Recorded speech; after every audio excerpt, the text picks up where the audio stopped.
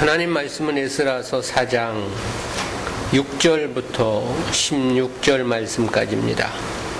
제가 봉독합니다. 또 아하수에로가 즉위할 때 저희가 그를 올려 유다와 예루살렘 거민을 고소하니라.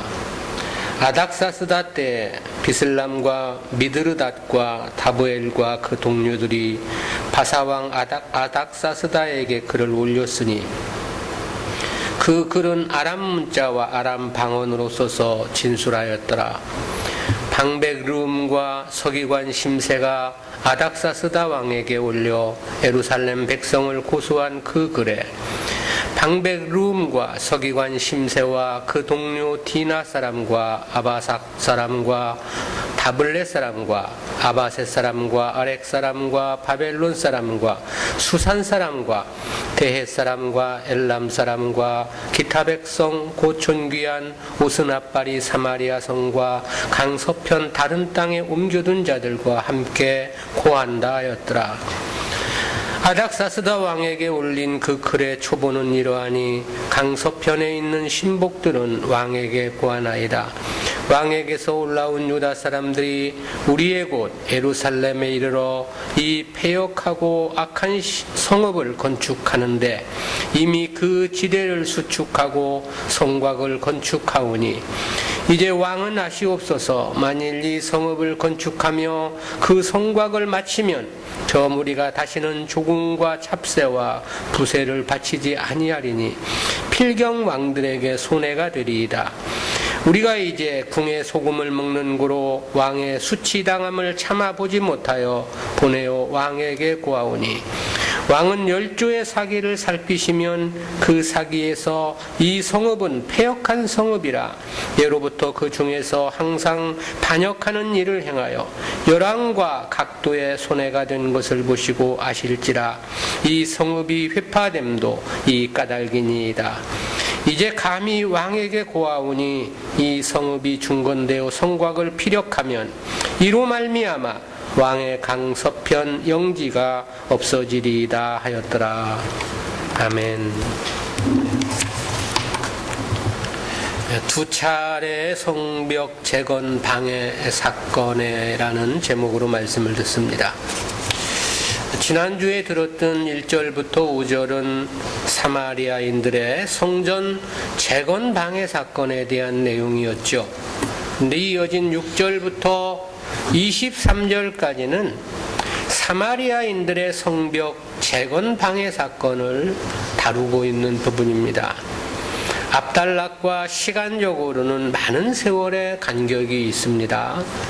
그러나 사마리아인들의 적대적 행위 그리고 그로 말미암은 선민 역사의 굴곡이란 측면에서는 동일하다고 말할 수 있습니다. 따라서 에스라는 세월의 긴 간격이 있는 이 세 가지 사건을 하나처럼 묶어서 여기서 보도해주고 있는 거죠. 본 단락은 성벽 재건과 관련하여 두 번의 사마리아인들의 고소 사건을 소개하고 있는 부분입니다. 내용은 구속사적 교훈까지 셋으로 구분해서 살펴보겠습니다. 첫 번째는 아하수에로 왕 당시의 고소 사건이지요. 6절 서두에서 또 아하수에로가 즉위할 때 그랬습니다. 그렇다면 본문 6절은 앞에 5절과는 대략 50년이라는 간격이 있습니다.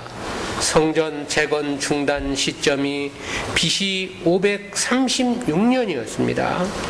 그런데 아하수에로가 즉위한 연도는 BC 485년도입니다. 따라서 6절부터 이 23절까지는 하나의 삽입구라고 말할 수 있겠는데요. 그것은 본장 마지막 절인 24절에서 다시 5절의 역사로 되돌아가 성전 재건 중단 사건을 다루고 있기 때문에 그렇습니다. 에스라는 50년의 간격을 뛰어넘는 역사를 그렇게 진술했습니다. 6절입니다. 또 아하수에로가 즉위할 때 저희가 그 글을 올려 유다와 예루살렘 거민을 고소하니라. 당시의 시점에 대해서 아하수에로가 즉위할 때 그랬습니다. 이를 원문에 따라 보다 정확히 직역을 하게 되면 아하수에로가 즉위하자마자 그런 뜻입니다. 문장이 주는 의미는 사마리아인들이 기회를 엿보다가 아하수에로가 왕위에 오르자 그 즉시 고소를 했다, 그런 뜻이 됩니다. 그렇다면 왜 갑자기 여기서 50년 세월을 건너뛰어 아하수에로가 즉위했던 BC 458년 성벽 재건 방해 사건을 이야기하고 있는 것일까? 여기에는 선민국가 재건에 대한 대적들의 방해라는 공통점이 있습니다. 또한 사마리아인들이 얼마나 오랜 세월 집요하게 이스라엘을 괴롭혀 왔는지를 보다 생생히 밝혀주고자 함에 그 목적이 있죠. 실제 이러한 에스라의 역사적 증언이 유다 민족에게 어떻게 나타났는가는 사복음서의 기록에서도 극명하게 보여지죠. 당시 사마리아 사람들과 유대인들은 상종조차도 거부한 그러한 역사를 우리가 볼 수 있는데, 그 기원이 바로 여기서부터 비롯되었다고 볼 수 있는 겁니다. 그리고 이러한 말씀에서 보면 이스라엘은 516년 성전이 완성된 이후 성벽을 재건하고자 시도했음을 알 수 있습니다. 그러나 사마리아인들의 고소로 또다시 성벽 재건은 중단되었던 거죠. 그야말로 이 당시 사마리아인들은 이스라엘로서는 눈에 가시 같은 존재가 아니었느냐, 그런 생각을 해보게 됩니다. 두 번째는 아닥사스다 왕 당시의 고소 사건입니다.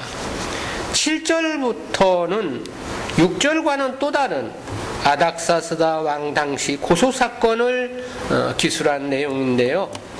이에 대한 그 7절부터 16절까지는 내용상 셋으로 구분이 됩니다. 첫 번째는 아닥사스다 왕에게 올린 상소의 서론입니다. 이와 관련해서 7절에서 그렇게 보도를 했습니다. 아닥사스다 때 비슬람과 미드르닷과 다부엘과 그 동료들이 바사왕 아닥사스다에게 글을 올렸으니 그 글은 아람 문자와 아람 방언으로 써서 진술하였더라. 여기서 언급된 아닥사스다는 아하수에로의 아들입니다.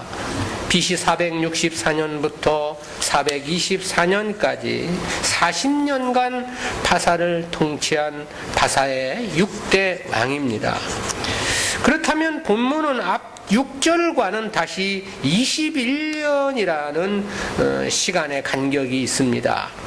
아하수에로가 즉위한 원년이 485년이고 아닥사스다는 BC 464년에 왕위에 올랐기 때문입니다. 앞에 6절에서는 아하수에로 왕 때 성벽 재건이 중단되었다고 했습니다. 그런데 21년이 흐른 시점에 또다시 성벽 재건이 중단된 사건을 말하고 있는 거죠. 그렇다면 언젠가는 알 수 없지만 다시 성벽 재건을 재개했다는 것을 전제해주고 있는 거죠. 그렇다면 아마 그것은 아하수에로의 통치 후반기였을 것이라는 추정을 해보게 됩니다. 왜냐하면 저의 통치 후반기는 왕후가 에스더였고 총리가 유다인 모르드게였기 때문에, 그렇죠? 때문에 그때는 아마 고소를 할 수 없었을 것이다, 그런 생각을 해봅니다. 그런데 아닥사스다가 왕위에 오르자 사마리아인들은 다시 조서를 올린 것으로 사료됩니다. 그것이 본문 역사의 배경입니다. 한편 본절부터 시작해서 6장 18절까지는 히브리어가 아니고 아람어로 기록이 됐습니다.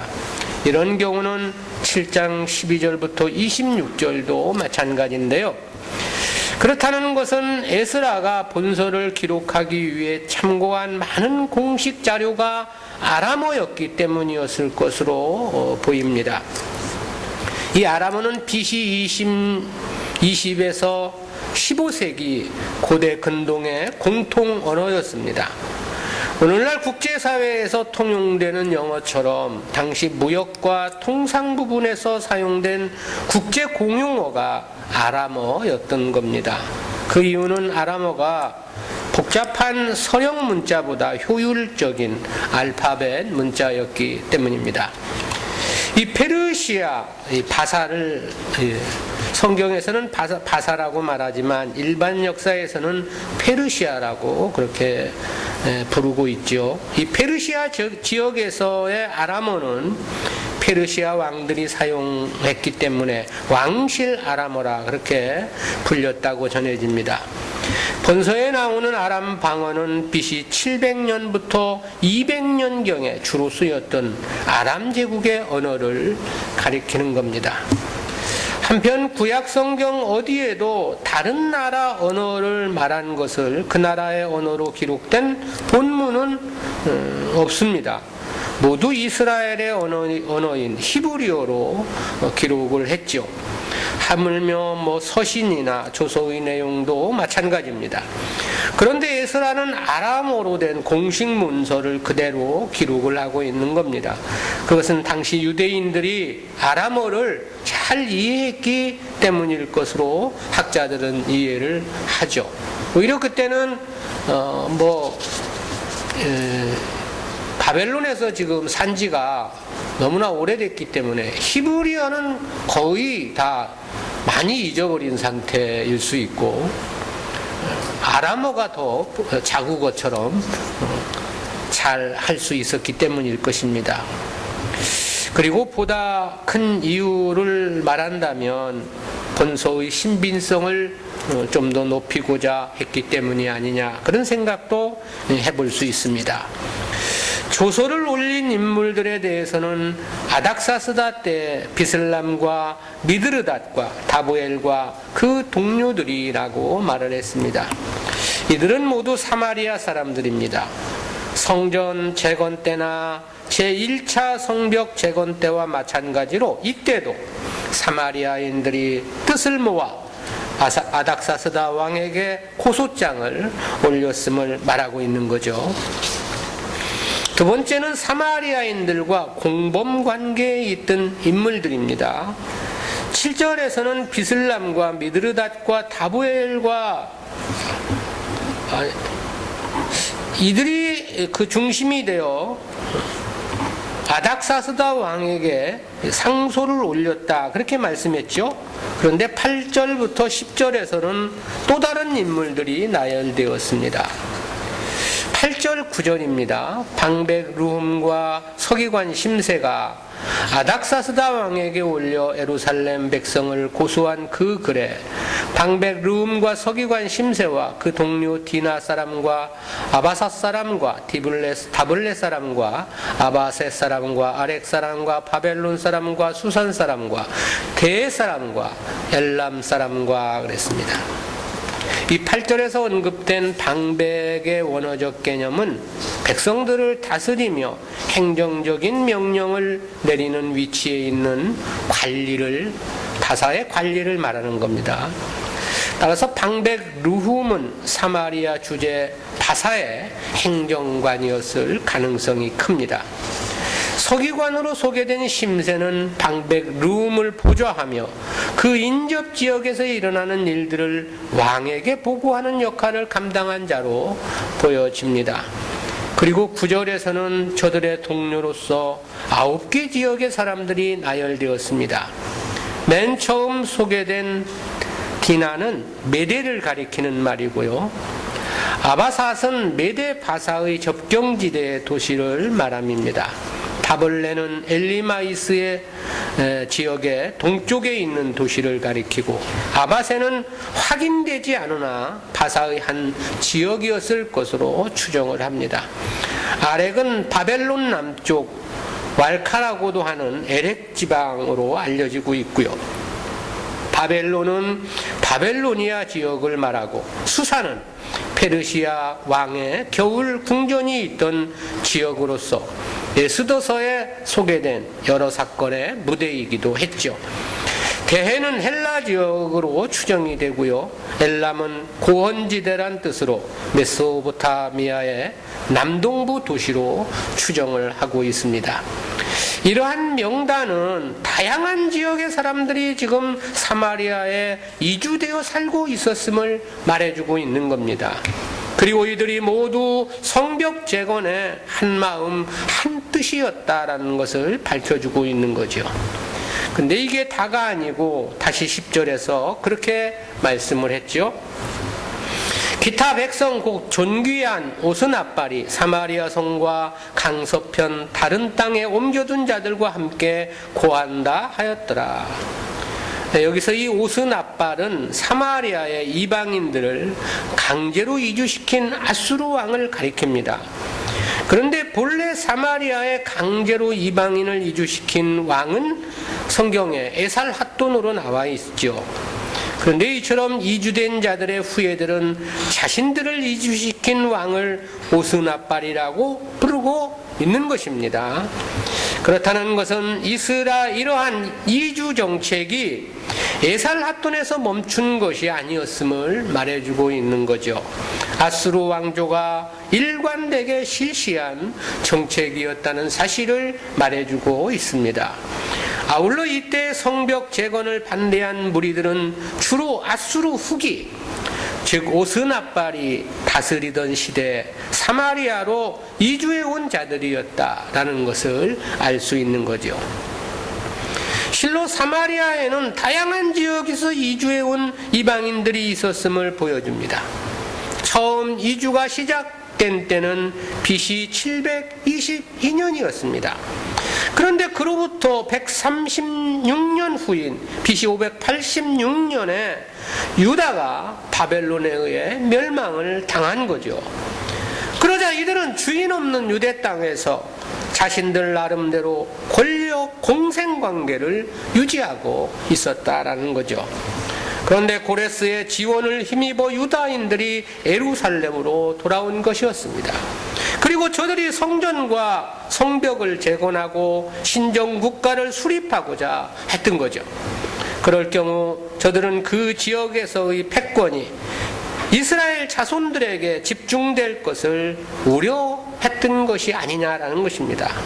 따라서 예루살렘 성벽 재건 반대라는 구호 아래 단합을 했던 것으로 보여지고요.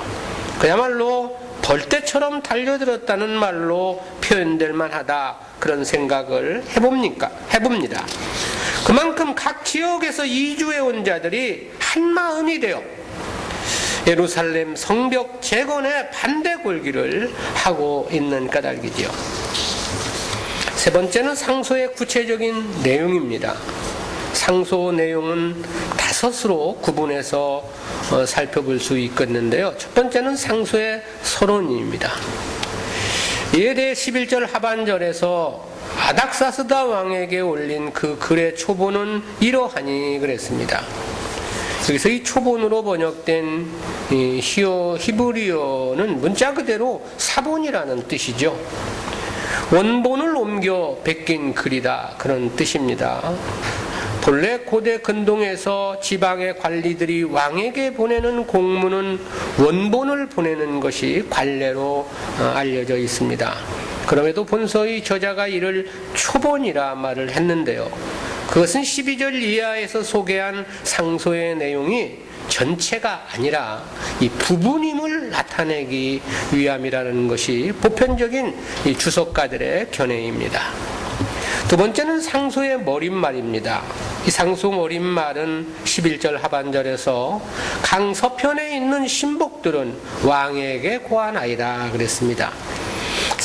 상소를 올리는 당사자가 누구인가를 밝힘으로 상소의 글을 시작을 한 거죠. 여기서 이 강서편이란 히브리어는 직역하면 강 건너편이란 그런 뜻입니다. 고대 근동을 지배하던 바벨론이나 이 바사 같은 강대국들은 자국 중심의 세계관을 가지고 있었습니다.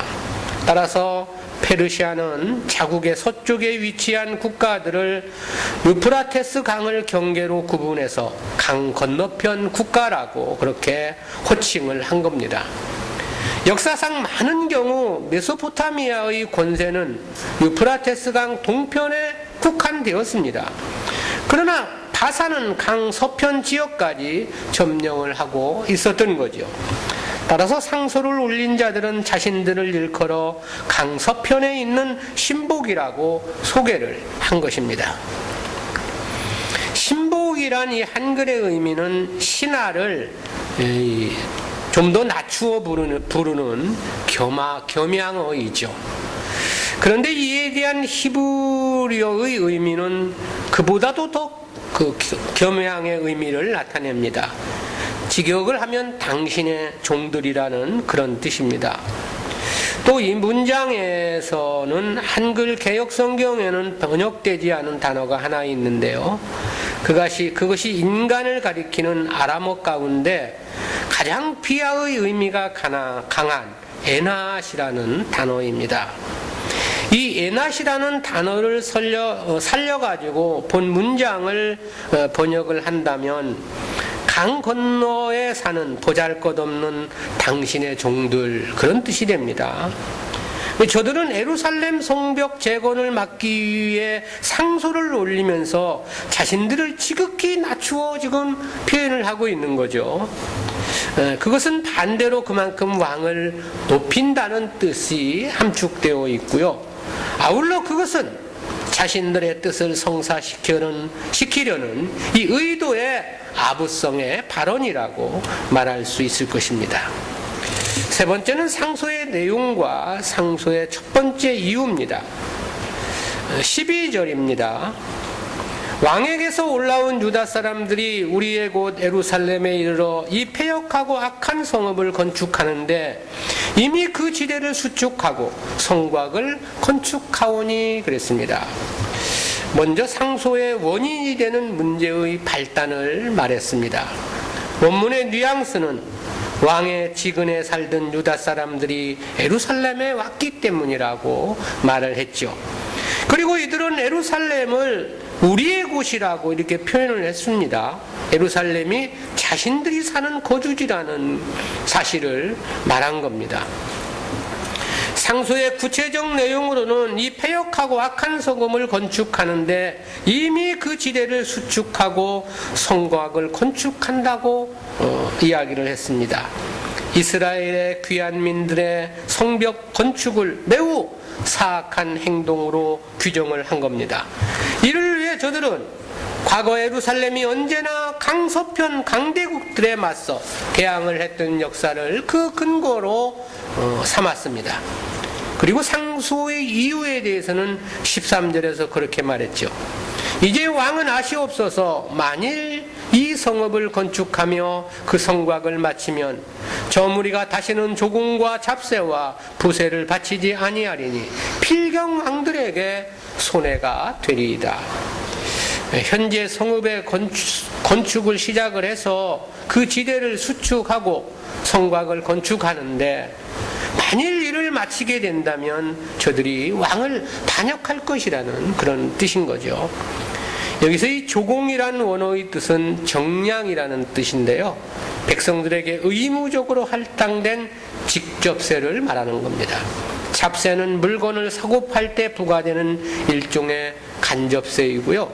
부세는 본래는 이게 걷다라는 뜻의 히브리어의 어근에서 나온 아람어인데요. 따라서 이는 통행세나 또는 물품을 교역하는 일에 부과되는 관세, 또 토지 소유자에게 부과되는 재산세 등을 말하는 겁니다. 당시 제국은 식민지 백성들에게 이처럼 다양한 세금을 거두어 갔습니다. 그런데 이스라엘이 성읍 건축을 완공하게 되면 이러한 세금들을 내지 않을 것이라고 고발을 한 거죠. 실로 가당치 않은 이유를 말하고 있음이 분명합니다. 그것은 처음 자신들도 성전 재건에 동참을 자원했었기 때문에 그런 거죠. 네 번째는 상소의 두 번째 이유입니다. 상소의 두 번째 이유는 14절에서 그렇게 말을 했습니다. 우리가 이제 궁의 소금을 먹는 고로 왕의 수치당함을 참아 보지 못하여 보내어 왕에게 고하오니. 즉 자신들이 왕의 은혜를 입었기 때문에 왕의 손해를 참아볼 수 없기 때문이라는 이유입니다.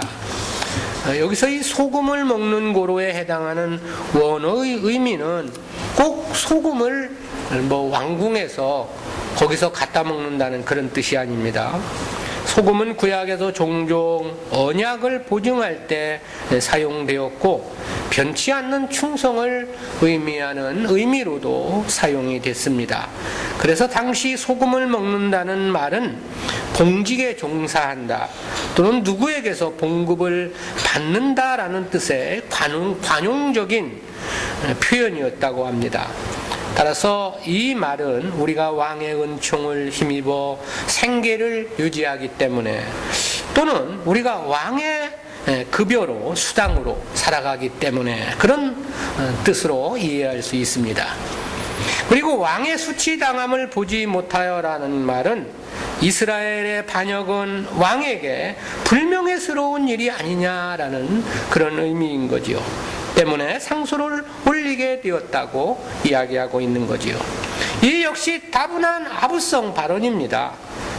아닥사스다 왕의 호의를 얻어 자기들의 목적을 달성코자 말하고 있는 거지요.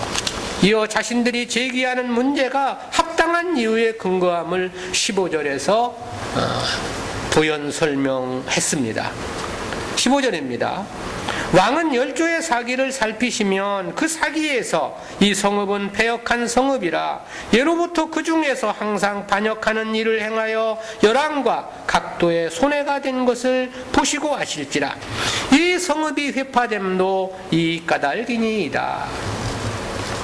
당시 바사의 왕궁에는 역사의 중요한 사건을 기록해 놓는 책들이 있었죠.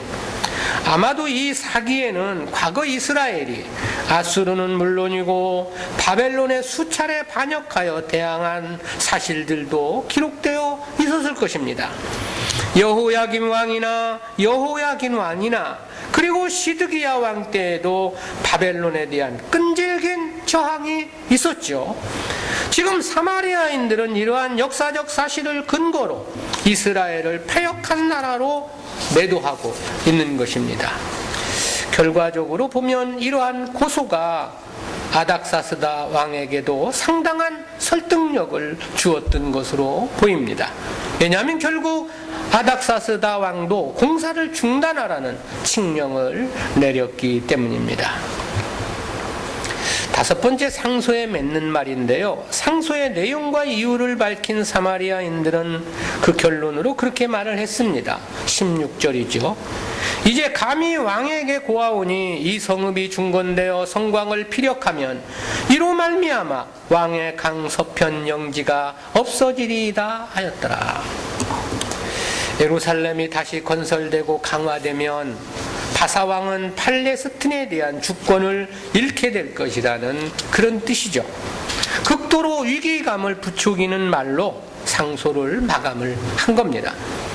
고소자들은 팔레스틴 땅이 바사의 영지임을 강조한 거죠.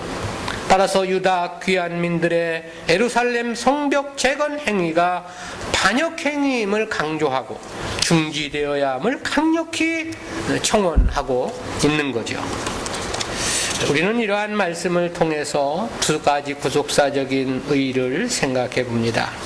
첫 번째, 믿음의 역사는 환경과 관련 없이 계속되어야 한다는 교훈입니다. 그것은 그토록 집요한 사마리아인들의 방해에도 포기하지 않고 성전과 성벽 재건을 완성해가는 유다 백성들을 통해서 깨닫는 교훈입니다. 성전 재건은 16년 동안 중단되었다고 우리가 말씀을 들었습니다.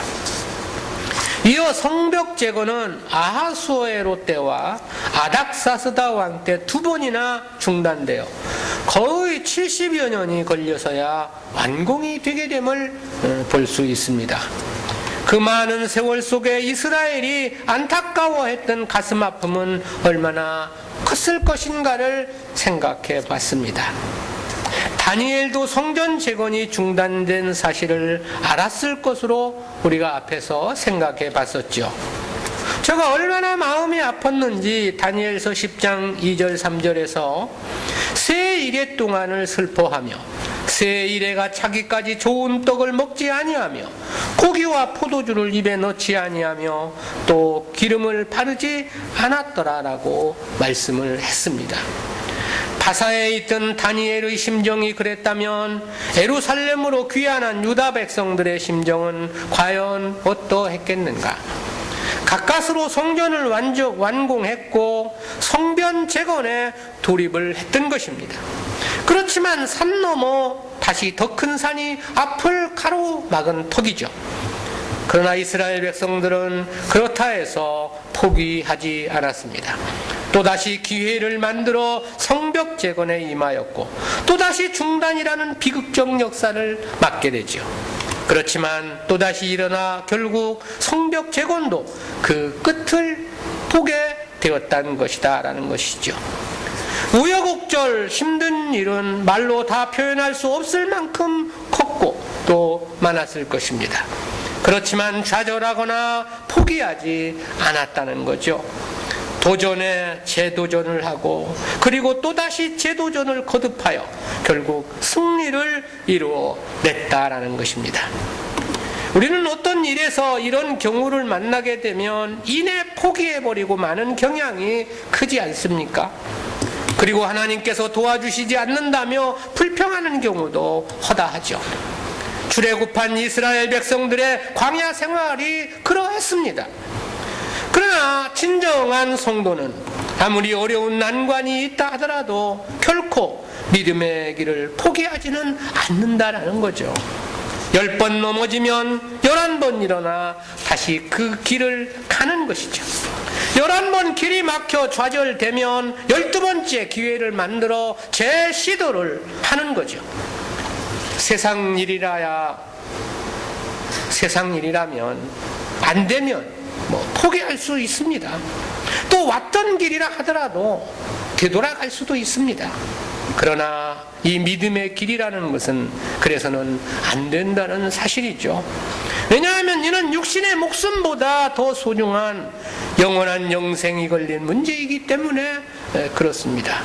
세상을 다 주고도 결코 바꿀 수 없는 찬란한 영광의 상급이 달린 문제이기 때문에 그렇다라는 거죠. 믿음의 길에도 우여곡절은 얼마든지 있을 수 있는 겁니다. 하나님의 뜻을 행함에도 좌절과 절망적 상황은 다양하게 일어날 수 있는 것입니다. 그러나 하나님의 뜻이 분명하다면 우리는 그 길을 멈추어서는 안 되는 거죠. 결과적인 측면에서는 오직 하나님 뜻만이 온전히 설 것이기 때문에 그렇습니다. 두 번째는 과정과 상관없이 올바른 믿음은 승리한다는 교훈입니다. 그것은 성전 재건의 중단이나 성벽 재건의 중단이 결국은 하나님의 뜻을 성취해가는 과정이었다는 사실에서 깨닫게 되는 교훈입니다. 성전 재건의 중단도 결과적인 측면에서 보면 70년이라는 하나님의 뜻을 완성해가는 과정이었음을 우리가 앞에서 말씀을 들었죠. 그것은 성벽 재건도 역시 마찬가지였다라는 것입니다. BC 538년 다니엘이 본 71회의 환상에는 성벽 재건에 대한 예언이 담겨 있었습니다. 그 예언이 다니엘서 9장 25절입니다.